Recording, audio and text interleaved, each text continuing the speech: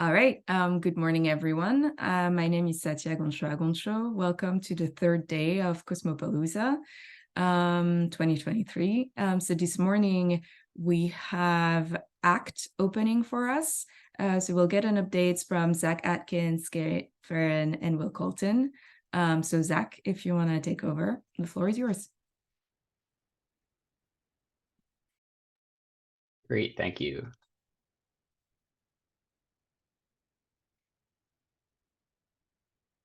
Cool. So hi everyone. I'm Zach Atkins. I'm a graduate student at Princeton, and I'll be giving an overview of the Atacama Cosmology Telescope's upcoming Data Release 6, ACT DR6. So I'll begin with some good news and bad news. So the good news is that I'll be speaking on behalf of over 150 collaborators within ACT. So here we all are at our most recent collaboration meeting last fall, about a year ago. And I'll be highlighting the work of some of these folks in particular in this presentation. The bad news is that our collaboration meeting about a year ago is timed basically with the decommissioning of the ACT instrument itself. So we had a 15-year run of observations, but now we are just very excited to finish characterizing its most recent data and make those results available to the community. So in terms of situating ACT within the broader cosmology landscape, so ACT was a microwave observatory situated on the summit of Cerro Toco in Chile. So this site grants us access to about 70% of the sky, of which we only observe about 40%. So here we can see ACT in its ground screen next to Simon's Array and Class. And over here is where the Simons Observatory is currently under construction. There's a lot more development at that site right now. Likewise, ACT's large aperture, so its 6-meter primary mirror, gives it a much higher resolution than was available to Planck. So in addition to being a wide area survey, we're also a high resolution survey. And a nice aspect of DR6 is that the detector arrays that were fielded going into that data are very similar to the detector arrays that are being installed as we speak in SO.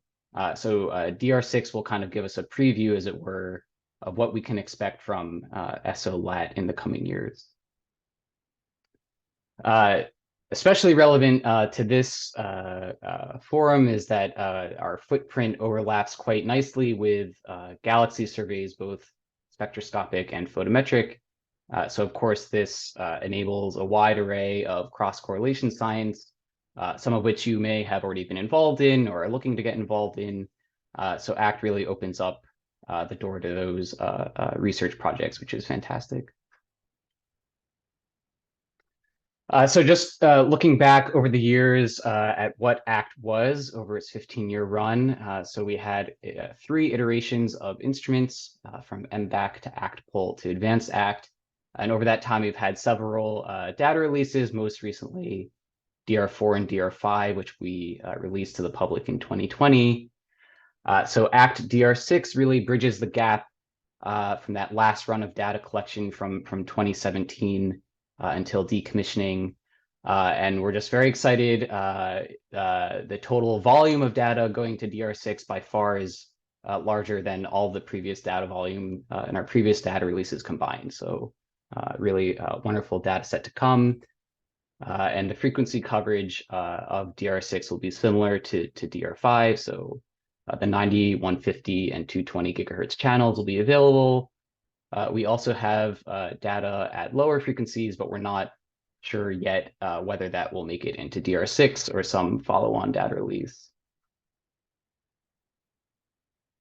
So just to give kind of a taste again of what ACT brings to the table, so I'll have a comparison of a Planck map that we see here at 150 gigahertz in temperature, and we see the characteristic degree scale anisotropies of the CMB. But if I show the DR5 plus Planck coad, I flip back and forth, can just quickly see how much of an increase in resolution ACT brings to the table. In addition, we see a smattering of small-scale objects emerge out of the woodwork, as it were. So a large number of these red dots, which are radio sources or active galactic nuclei, as well as a handful of galaxy clusters, which appear as blue dots highlighted in these red circles. And we'll talk about those a bit more as we go. Right. So in addition to being a wide area and high resolution survey, we're especially excited about just the depth of our maps in DR6. So here we see sort of a cumulative depth plot. So over the footprint that we do observe, again, that's about 40% of the sky. DR6 should have a white noise depth in polarization that's about a factor of 2 to 3 deeper than what's available from Planck, and a similar factor of improvement over previous data releases, DR4 and DR5. So again, just a wonderfully exciting data set. A different view onto this increase in depth is how we forecast our error bars on our CMB power spectrum. So here we have that forecast overplotted on some fiducial lambda CDM model. So there's no actual DR6 data here, plotted against our result from DR4. So we can just visually discern immediately how much more constraining our results from DR6 will be once they're completely validated. Likewise, we could ask a similar question, which is what we forecast our signal noise per mode will be. So again, we see DR6 really adding to our small scale information of the CMB, say relative to Planck, and at a much deeper level than was available in our last data release, ACT DR4. So what does this mean in terms of our ability to constrain cosmology? So again, ACT really brings to the table more information at small angular scales. So for instance, we can forecast our constraint on the number of relativistic species, and effective in combination with Planck will be about twice as sensitive than the same constraint from Planck alone. So that's very exciting. Likewise, we had the wonderful result a couple of years ago from Colin Hill, looking at early dark energy models as a resolution to the Hubble tension. There was a hint in the DR4 data that there might actually be a preference for such a scenario. In terms of what DR6 brings to the table, if that preference still existed in the DR6 data, we project, depending on how the analysis goes, that we would be able to detect it at the 10 to 20 sigma level. So very exciting results to come. And again, we'll make those available as soon as we can. So any microwave instrument or CMB survey, in addition to giving us a picture of the universe at very early times, also gives us access to information at late times as well.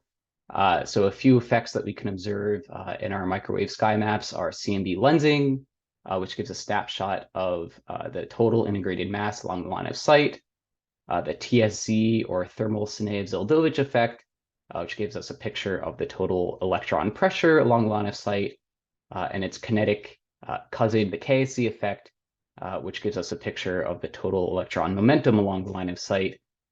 So those first two effects will be discussed in more detail by my colleagues Garrett and Will after me. But I'll focus a little bit now on results relating to the KSZ and a couple other aspects of, of DR6 as well. So just taking a quick step back to the great result that we had with our ACT DR5 data in an analysis led by Stefania Amodio and Manu Shan a couple of years ago. So they performed a velocity-weighted stack on our DR5 maps using BOSS CMAS galaxies. And we see their main result here, which was a 7 sigma detection of the KSC effect as a function of halo radius. So we basically observed that excuse me, basically observed that the gas profile around these clusters was significantly more extended than would be predicted by analytic frameworks or hydrodynamic simulations. So this, of course, is especially relevant looking forward to constraints of growth of structure and its interaction with small-scale cluster physics.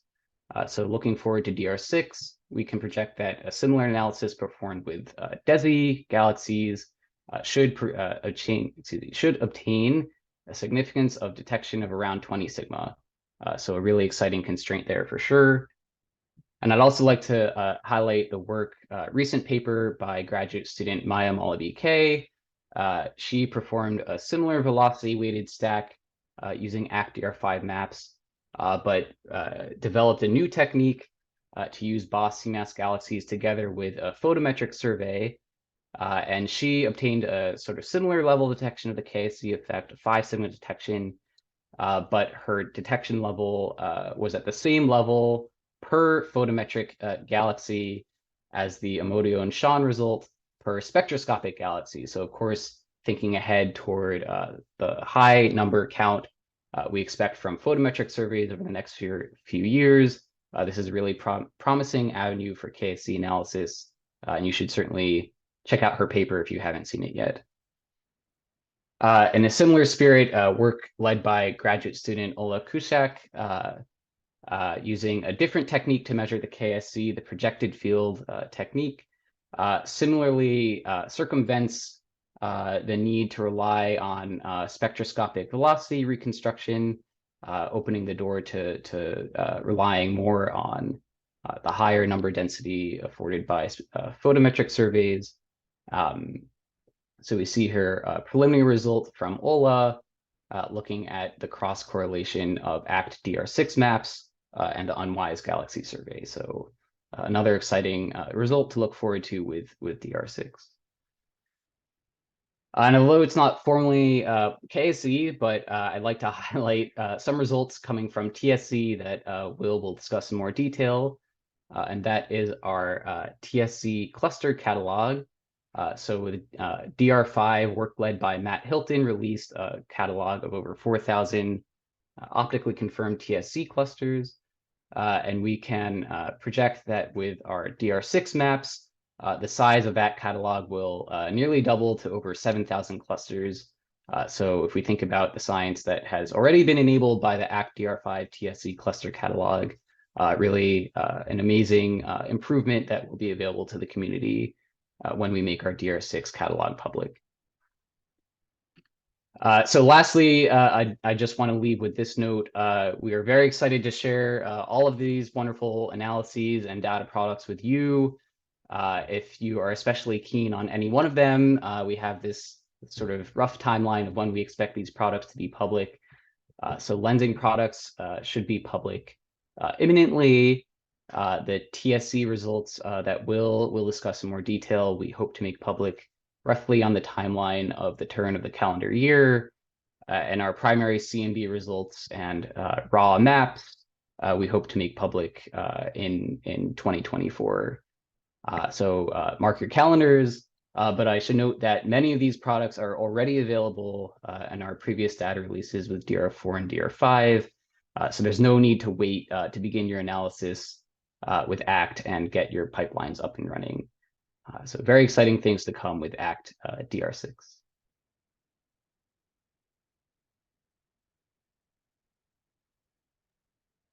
Thank you very much.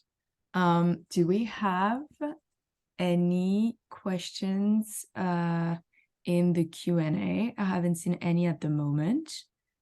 So we can wait maybe 30 seconds, but otherwise, I suggest that people put them on and we'll address them at a later time.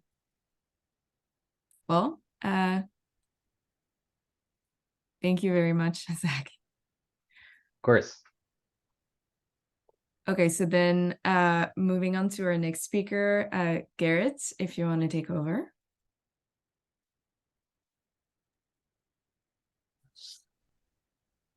You do that. I hope we can see my screen. Perfectly fine. Right, great. Well, thank you very much. My name's Garrett Farron. I'm a PhD student at the University of Cambridge, and I've been tasked with telling you about our recent ACT-DR6 lensing results and some cross-correlation results with unwise galaxies. So at the risk of throwing out my punchline a little bit too early, I wanted to lead off actually with our key results.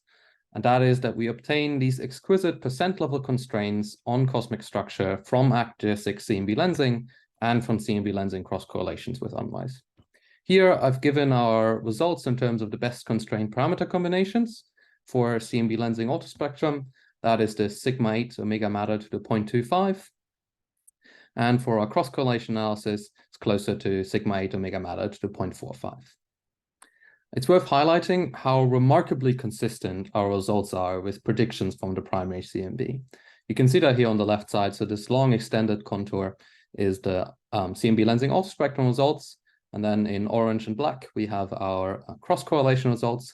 And in magenta, we have the primary CMB, and they are perfectly consistent despite these long degeneracy directions here.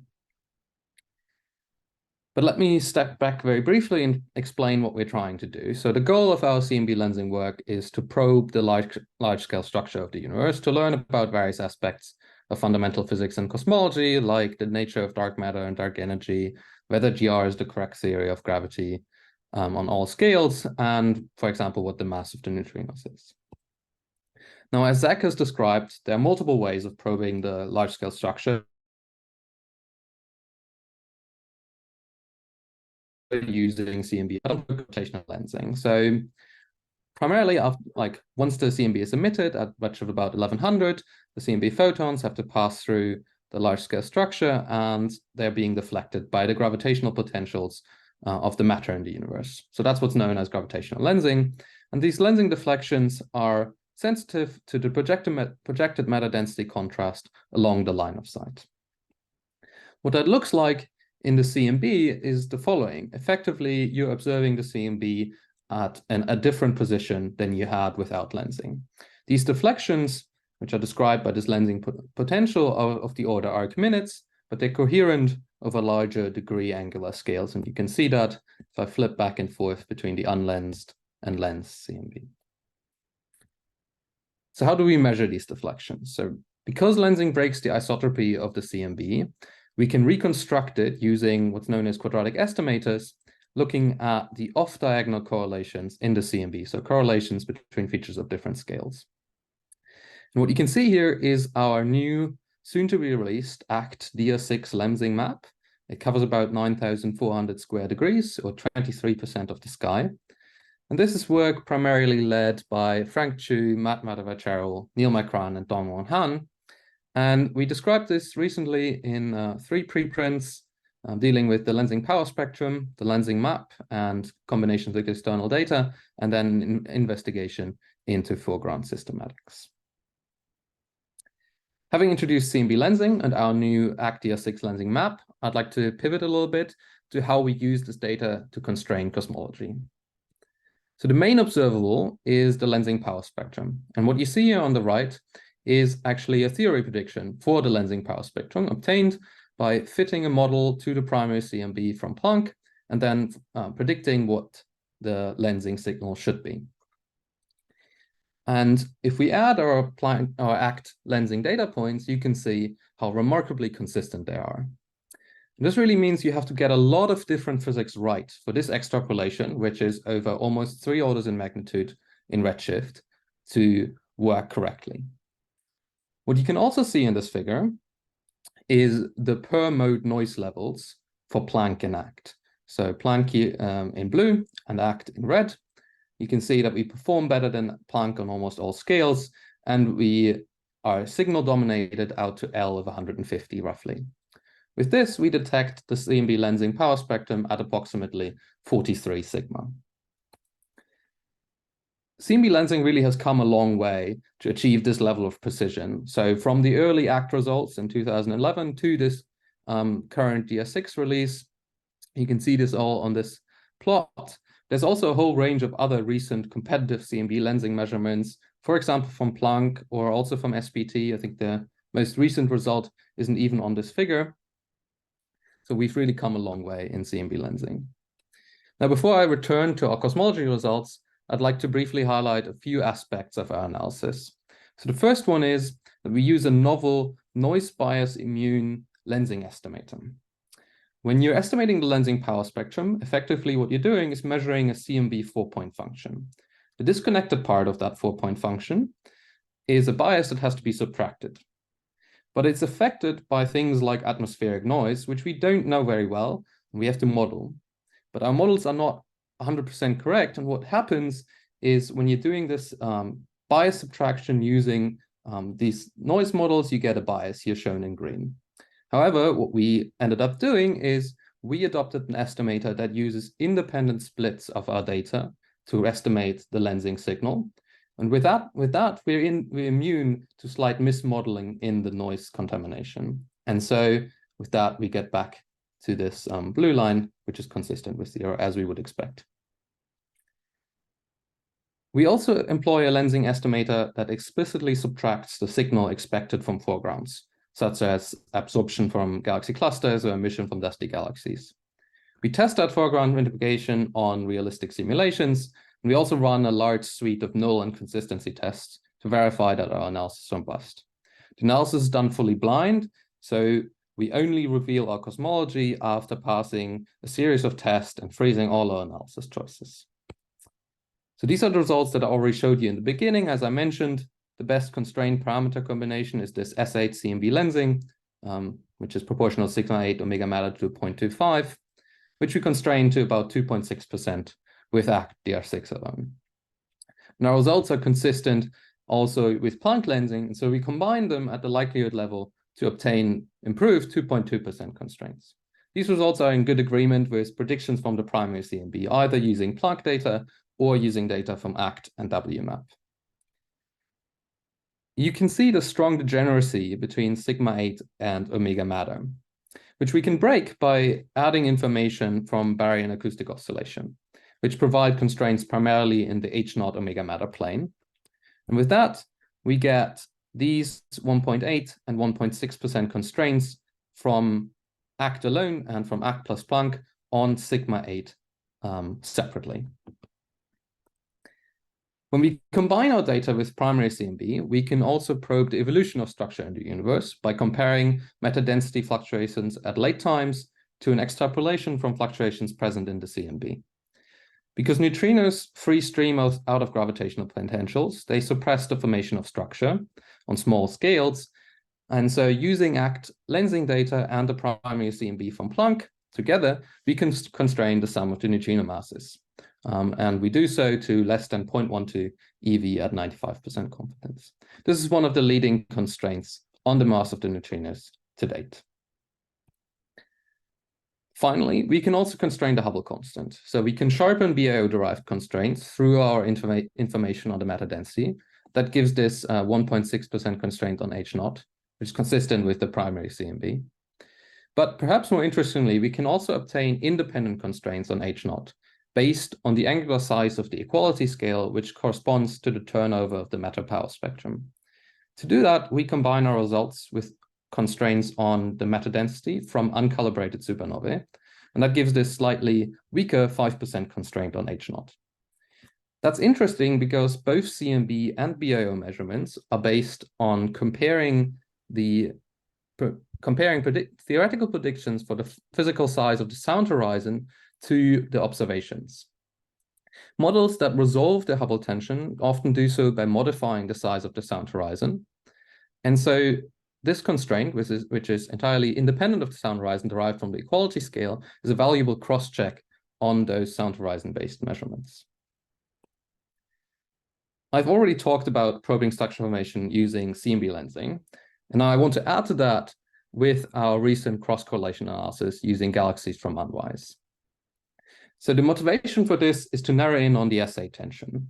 As you may know, several galaxy-weak lensing surveys like DS, KITS, and HSC have consistently found a lower value for the amplitude of structure at low redshift than predicted from the primary CMB. Apart from systematic errors in the measurements, two general classes of resolutions have generally been proposed. That's either a scale-dependent suppression of power, for example, due to stronger than expected baryon feedback, or a redshift-dependent suppression of, for example, due to dark energy evolution. I mentioned that our measurements from CMB lensing autospectrum are consistent with predictions from the primary CMB, but they mostly arise from redshifts greater than 1 and on linear scales, so k less than 0.2 roughly. Galaxy weak lensing, on the other hand, largely probes smaller scales and lower redshifts. So a redshift-dependent suppression that kicks in at very low redshift below 1 or a scale-dependent suppression, both could be compatible with our CMB lensing results. That's where the cross-correlations come in. They probe relatively large scales, but at low redshifts. In the case of unwise that I'll present, we are mostly sensitive to scales k less than 0.3 and redshifts between about 0.2 and 1.6. Now, in this recent analysis, which was led by myself and Aras Koleski, we measured the cross-correlation between our new ACT-DS6 lensing map and galaxies from the Unwise catalog. Unwise is a reprocessing of data from the WISE satellite. It includes several years of neo-WISE survey taken after the satellite's cryogen ran out. And from that, we color select two redshift samples that we call blue and green, with mean redshifts approximately 0.6 and 1.1. Using those two samples, we can measure very high precision cross spectra at approximately 40 and 50 sigma within our analysis range. Now, what we're after is the fluctuations in the matter density field. Because galaxies are a biased tracer of the matter density field, from the galaxies alone, we primarily get the product of the galaxy bias squared times sigma 8 squared. From the cross correlation, we get the same thing, but with a single power of the galaxy bias. So when we combine them, we can effectively cancel the galaxy bias and directly constrain sigma 8.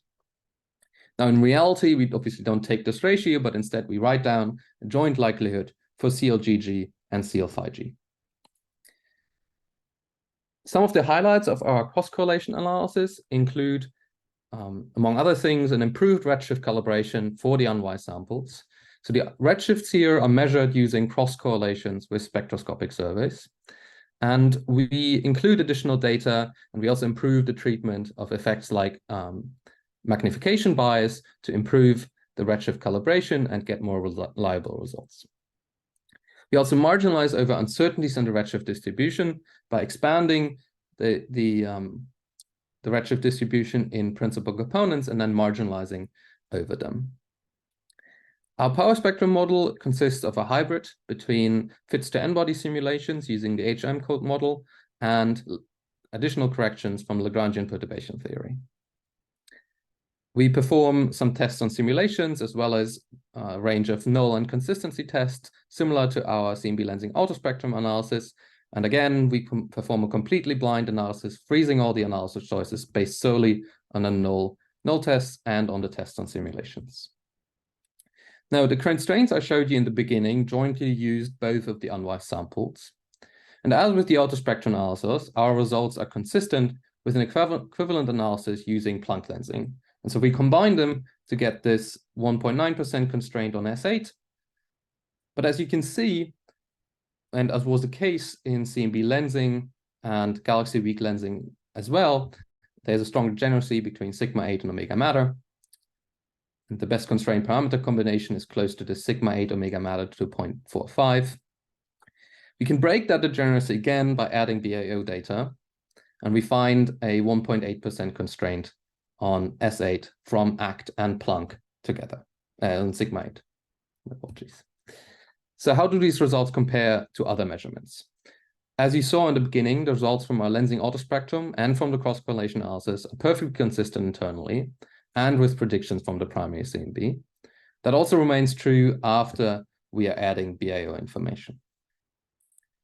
While they're not in significant statistical tension with any one galaxy weak lensing survey, we consistently find somewhat higher values of S8 and sigma 8. Now, to summarize, CMB lensing data from ACT and cross-correlations with unwise are consistent with the primary CMB. There's no evidence for any suppression of structure for redshifts greater than 0.2 and scales less than roughly 0.3 h megaparsec inverse. So that motivates looking at in more detail at the smaller scales of structure formation. When we look ahead, we will combine our auto and cross spectrum analysis in a 3x2 point analysis. We'll also then add primary CMB information to that to improve our existing constraints on the neutrino mass. And there'll be also an additional data release from ACT that will include additional data, for example, our daytime observations, but also more optimal lensing reconstruction techniques. Finally, I should mention several other cross-correlation analyses that are in preparation. So that includes the DESI-LRG with DESI-LRG targets, with spectroscopic galaxies from SDSS BOSS, and multiple analyses using galaxies from DES Y3. The lensing map will also very soon be publicly released, along with a suite of auxiliary data products, so everyone can do their favorite cross-correlation with a wide range of traces. Thanks. Thank you. Oops. Thank you, Will. Thank you, Garrett. We have one first question in the Q&A box that says, how much does Planck PR4 versus Planck 18 matters in shifting constraints on sigma 8? On sigma 8, oh, sorry, I was expecting a question on the neutrino mass. You can answer for the neutrino mass as well. Well, I think in terms of sigma 8, the difference is very small. Now, I'm aware that there was another PR4 analysis. So the one that I'm referring here to is the CAM spec analysis, which came out a few months ago. There was one that came out just a few days ago, where there is a shift in sigma 8 and S8. We haven't looked at that yet, but with the CAM spec likelihood, there was no, and in the lensing, there was no significant change either.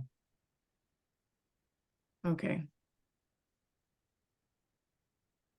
And you mentioned neutrinos. Do you want to also give that answer? Yeah, so it's a well-known thing that in Planck PR3, there is a preference for an artificially low, or well, I don't know, it's debated whether it's artificial, but for a very low neutrino mass that is related also to the A lens anomaly. And that has gone away with the PR4 analysis as in the CAM spec likelihood, as well as in the recently released Hollypop likelihood. Okay. I do not see any more questions at this time, and we're running about your time. So I think if there are any more questions, they can be posted on the Q&A, and you'll answer them, in writing. And then maybe we can move on to the next speaker after thanking you again for giving this talk. So then next speaker is Will, if you want to share your screen.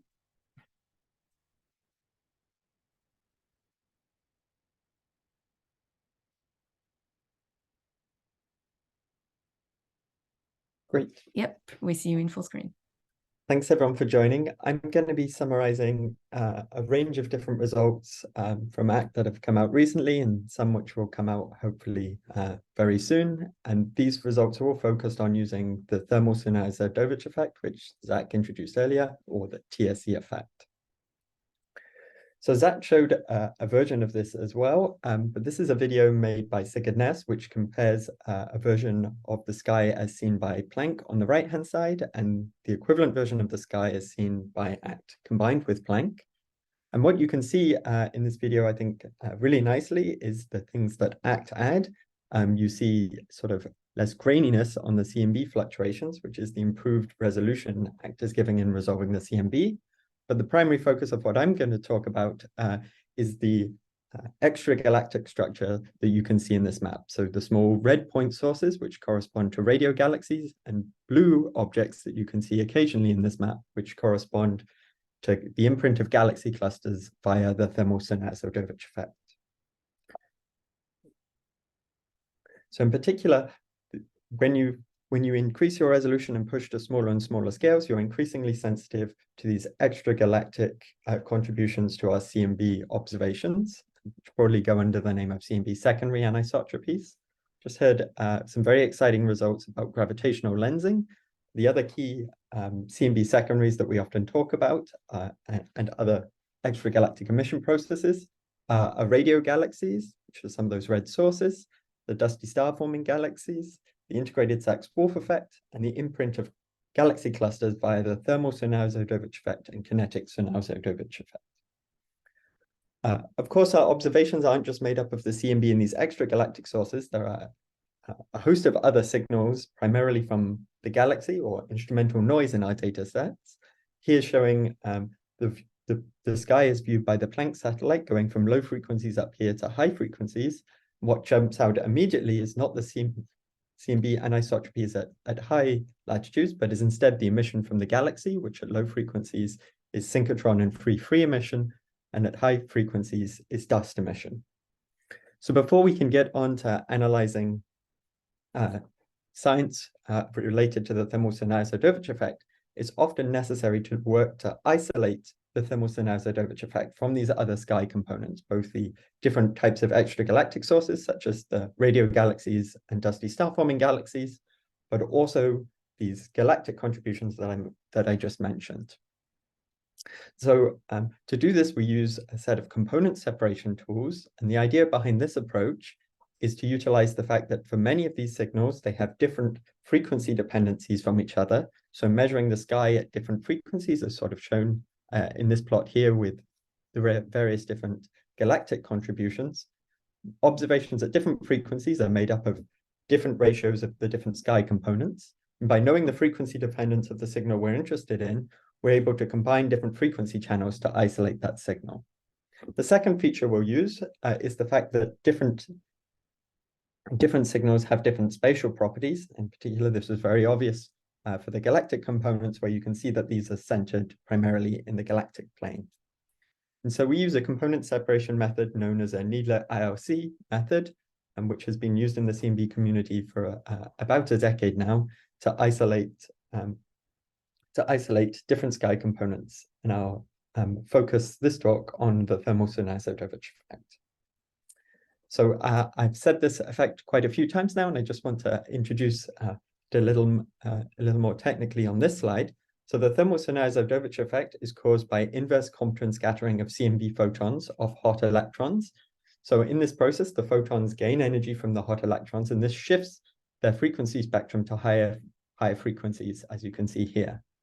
It's very common in CMB experiments to work in what we call linearized differential temperature units, where the CMB has where we look at fluctuations around the CMB black body spectrum. In this case, when you're looking in the location of a thermal Sunyaev-Zadovich source, if you're looking at low frequencies in these units, you'll observe a decrement because the photons have been shifted to higher energies, whereas above the key frequency, which is around 217 gigahertz, you see an excess in this location. This is shown very nicely in this little video at the bottom, which flicks through Planck channels from low frequencies going to the null and higher frequencies. And what you can see is in the location of this cluster, a blue decrement. As you're below the null, the signal goes to 0, and then above these frequencies, you see a positive signal. It's this distinctive feature that allows us to separate out the thermal Sunyaev-Zadovich effect effectively from other sky components. Typically, we think about the thermal Sunyaev-Zadovich effect. It's change in intensity as given by this frequency-dependent function I've just introduced, and a second parameter, which we call the Compton Y effect, which depends on the physical properties of the object doing the scattering. In particular, it depends on the integral over the line of sight of the pressure in that direction. So by isolating the thermal Sunyaev-Zadovich effect, we're able to make a map of pressure in the universe. So what I'm showing here is the latest map that we've made using a combination of Planck data on large scales and ACT data on small scales. What you can see here is this map. In this map are these bright yellow objects here, many of which you can pick out by eye. Each one of these is the signature of a galaxy cluster, which is which is most visible as they are the strongest concentrations of pressure in the universe.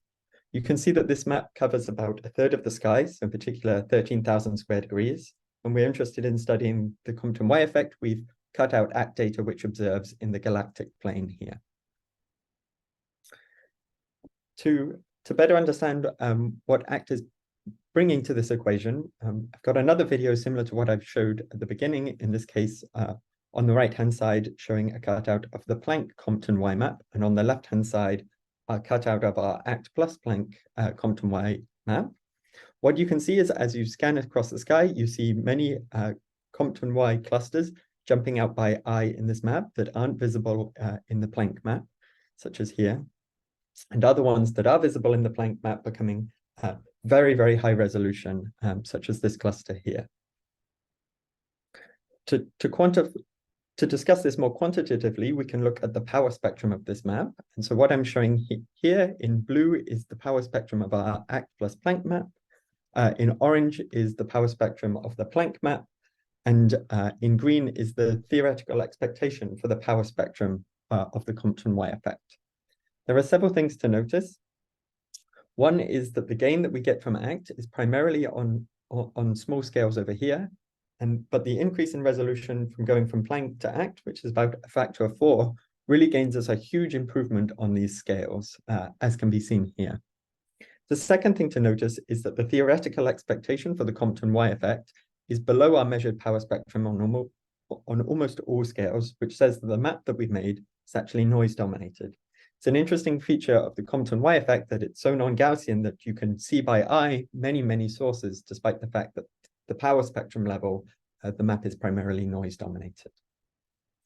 So in the remaining part of the talk, I'm going to summarize some different applications that people within the ACT collaboration have been looking at and using the Compton Y effect for. The first project I'd like to talk about has been led by Adam and his collaborators. And here it's focused on a pair of Able clusters, 401 and A39. These clusters are very interesting as they're not just two clusters that happen to lie close to each other along the line of sight. They're actually in the process, they're gravitationally bound and in the process of merging. Actually, this is a pre-merger phase. What's especially interesting is you can detect, and they've detected at greater than 5 sigma here, a bridge of gas that fills the space between these two clusters. These kinds of measurements, which Adam is now leading looking at multiple systems, is telling us about lots of information about cosmology, about the number of baryons that exist in these types of filaments, but also about the astrophysical structure of these objects. And a very interesting result from the paper here that came out about 2 years ago now was that the density of gas in this filament was lower than what the density of electrons was lower than what previous estimates had quoted. Along similar lines, work that's being led by Martin here is looking at anisotropy in the cosmic web, but here from a stack of a cosmologically large sample of objects. In her work, she's been orientating the structure in our Compton Y maps around large-scale structure distributions as measured, in this case, by the dark energy survey, and orientating them so that the line of structure lies along this axis here, and then stacking them. The idea here is to study not just the spherically symmetric profiles around clusters, but to actually probe the filamentary structure and the superclustering and the anisotropy that's inherent in the cosmic web when you look at images of simulations of the cosmic web. The idea here is to use this anisotropy to learn about astrophysics and cosmology. Whilst the quantitative work results from our latest data set are still being worked on, I think this plot, which Martin has shared with me, really captures some of the excitement about our latest data set as we compare the equivalent measurement that was done on ACT-DR4 over here with the same measurement done on our latest data set, ACT-DR6 here. You can clearly see by eye here a very large extended structure along this axis. The structure was just about detectable statistically in the left-hand image, but in the right-hand image will be detected at very high significance. And you should stay tuned for Martin's analysis of the astrophysics and cosmology we're going to learn from that. Next, I'd like to move on to another cross-correlation between the dark energy survey and the Compton Y map. In this case, it's a cross-correlation between the lensing map and the Compton Y effect. This is work being led by Shivam, which builds on previous work by Marco and himself using previous ACT data. Here we're showing the cross-correlation between the highest redshift dark energy survey lensing bin. So this is for source galaxies at around redshift 1, and the cross-correlation with the Compton Y effect. I think this plot carries, again, some of the conveys some of the excitement about our latest data set. You can see by comparing up the measurements, the equivalent measurements using only the Planck data set, these drop off here due to the limited resolution of the Planck experiment. And then you can compare the equivalent result that they made in the past with the DR4 data with a preliminary measurement of this using ACT DR6, and you can see the dramatic improvement in the error bars here. Whilst you should stay tuned also for the scientific results from this new latest analysis, the previous work by Marco and Shivam showed some really interesting results in that it seemed to show a break in how the pressure mass relation, so that lower mass halos had less pressure than was expected, and it'll be interesting to see how this develops with the increased signal to noise of this measurement. Zach earlier introduced the cluster catalog we have here, but I feel I would be remiss if I also didn't emphasize this. I think it's a really, really exciting probe that we can do with the Compton Y map. By eye, you can see dozens and dozens of clusters, and so this really underscores how powerful a cosmological this can be using cluster counts. Here we're comparing the cluster catalog released in ACT DR4, which had more than 4,000 clusters. As Zach said, the latest version of this will have even more clusters. And here showing particularly that we're able to detect clusters out to a very high redshift.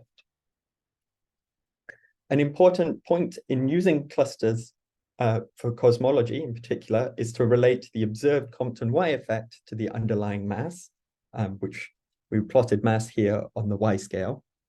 And this is a long-standing problem, is how to accurately estimate the masses from the Compton Y effect.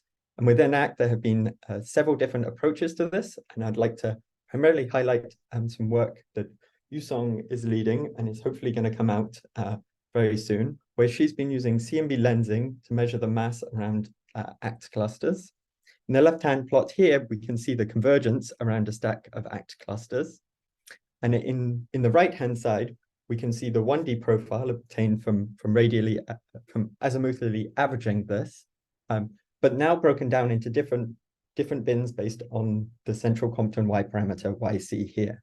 I think this is a really exciting plot, as by eye here you can see by eye the correlation between mass and Compton Y in these different objects.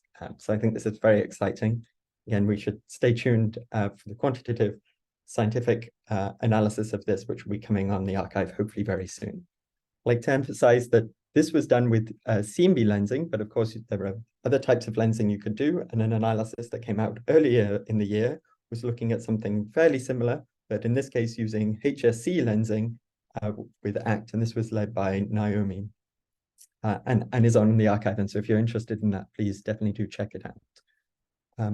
And so with that, I'd like to summarize that I think there's a really large host of very exciting TSC-related analyses going on in ACT, some of which I've highlighted today. As Zach highlighted, the maps that Garrett talked about and that the Compton Y map that I've just talked about are going to be available very soon in the coming months for the lensing map, and hopefully by the end of the year for the Compton Y map. So you can get started on your analyses looking at different effects with these. I haven't talked about this in detail today, but we also have maps of the black body component of the sky and of the E-mode anisotropies, which I'm showing here on the right. And these will be released at a later date along with the results of our power spectrum analysis. Thank you very much for your time. Thank you very much, Will. There is one question in the Q&A, which you've touched on a little bit on the answer as far as when is the ACT data coming public.